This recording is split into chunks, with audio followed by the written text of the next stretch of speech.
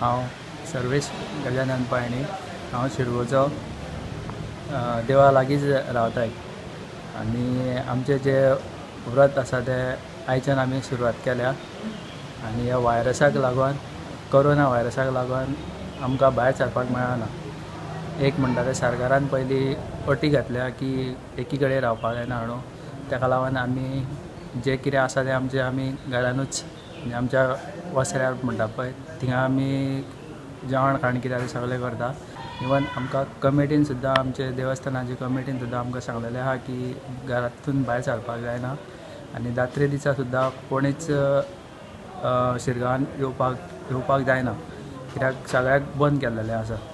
Shirgaon entry बंद केल्या आनी जे काल आमची मिटींग जाल्ली MLA बरोबर आनी PI आनी देवस्थान समिती आसली आनी आयच्यान सारकें स्ट्रिक्ट धरचें अशें काल आमी मिटिंगेन ठरयलें आनी त्या प्रमाणे सकाळींच हांगा बंदोबस्त केलो आनी कोणाकूच शिरगांवचो पासून आसलो जाल्यार आमी तांकां भितर जावं भायर वचोंक दिना।